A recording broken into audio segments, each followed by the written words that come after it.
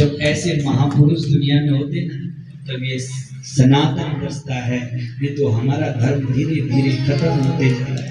कोई नहीं चाहता है ऐसा यज्ञ आप लोग भी अपने घर में करें। और जब ऐसा यज्ञ होता है तो हमारे भगवान का प्रचार होता है, और जहाँ भगवान का प्रचार जो करता है उसके ऊपर भगवान की कृपा होती है। ये प्रचार तो है भगवान का। बोले श्री सत्यनारायण भगवान की जय। हमारे गुनियाल जी धन है कि नहीं है, लेकिन अभी आप हमसे कह रहे थे महाराज पता ही नहीं लगा कहाँ से आए। मैंने कहा ये कृपा है आपके ऊपर गोपनाथ की, देने वाला वही है। इतना बड़ा घर बनाया, इतनी बड़ी शादी हुई, हजारों लोग शादी में आए थे, और शादी अभी 2-3 महीने 2 महीने की 2 महीने भी थे शादी के लिए, और इतना बड़ा यज्ञ दोबारा आपने कर लिया है। और ऐसा ही नहीं, इतना बड़ा थैला है भरा हुआ लिफाफों का, और जो ही आ रहे उनको दे रहे। एक ब्राह्मण देवता का इतना बड़ा, एक रुपए आप जैसे लोग देते हैं, और एक रुपए इकट्ठा करके 100 रुपए वो ब्राह्मण देवता बनाता है, और फिर उसी 100 रुपए से बनाने की ताली बजाते। ये है ब्राह्मण की महिमा। अध्ययनम अध्यापनम चेवा, ब्राह्मण का कार्य है अध्ययन करना, अध्ययन कराना, यज्ञ करना, यज्ञ कराना। अगर यज्ञ के लिए ब्राह्मण को भिक्षा में मांगनी पड़े तो वेद शास्त्र कहते उसमें शर्म नहीं कर। बोलिए ब्राह्मण देवताओं की जय।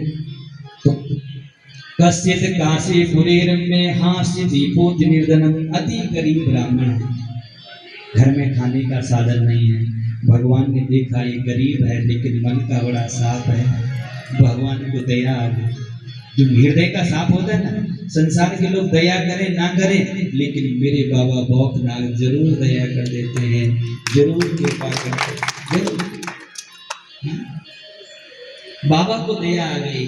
बाबा ने कहा गरीब है, किसी के घर में मांगने जाता है तो कोई फटकार देता है, कोई कहीं से खाली आता है, तो ये दुखी जब भगवान ने देखा तो भगवान ने क्या किया, एक ब्राह्मण का, वृद्ध ब्राह्मण का रूप, ना जाने किस रूप में नारायण मिल जाए। यहाँ पर कितने लोग ना जाने कौन कैसा रखा होगा, इसलिए हमारे गुनिया जी जितने भी यहाँ लोग आए हैं ये सब आपके लिए भगवान है। इनकी चरण धूल यहाँ पर पड़े और सब आशीर्वाद दे करके जाना मेरे गुनियाल परिवार को, और इनको ऐसा आशीर्वाद देना कि इनके हाथों से ऐसी बड़ी बड़ी यज्ञ होते रहे और हम उस यज्ञ में भाग लेते रहे। ऐसा आशीर्वाद आप सब लोग देते रहे, क्योंकि नर ही नारायण होता है। नर पहले नर है फिर नारायण है, इसलिए सिया राममय सब जग जानी, कराऊं प्रणाम जोर जुग पानी। तुम सब मेरे नारायण के स्वरूप हैं। शास्त्र कहते हैं कि वक्ता श्रोताओं के दर्शन करके वक्ता के पाप मिटते हैं, और वक्ता के दर्शन करके श्रोताओं के पाप कट जाते हैं। मुझ में राम, तुझ में राम, सब में राम समाया है। सब में मेरे बाबा भौकनाथ बैठे हुए हैं, इसलिए सबको प्रणाम। जो भी आस पास में मिलता है उसको खूब प्रणाम किया करो। अभिवादन शीलस्य, प्रणाम करने वाले की हमेशा आयु बढ़ती है। चत्वारि तेषां वर्धन्ते आयु विद्या यश बलम, प्रणाम करने वाले को आयु विद्या यश और बल की प्राप्ति। जैसे भगवान ने वृद्ध ब्राह्मण रूपस्थम, वृद्ध ब्राह्मण का भगवान ने रूप बनाया। थोड़ा जल्दी में सुनाऊंगा, समय बहुत कम है।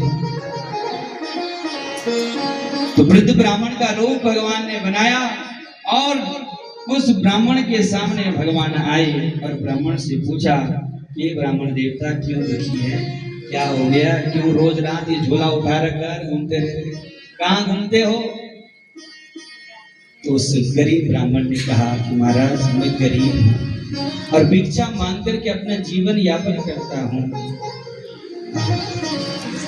जो गरीब होता है वो भगवान को बड़ा अच्छा लगता है। उस गरीब ब्राह्मण ने कहा, उपाय यदि जानासि कृपया कथया प्रभु। हे प्रभु, आप कोई उपाय जानते हैं जिससे गरीबी दूर हो जाए? भगवान सब चीज संसार में दे, लेकिन किसी को गरीबी ना दे।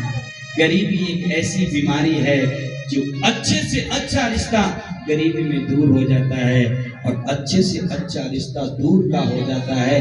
जो दूर का होता है वो अमीरी के पास का बन जाता है, गरीबी कैसे।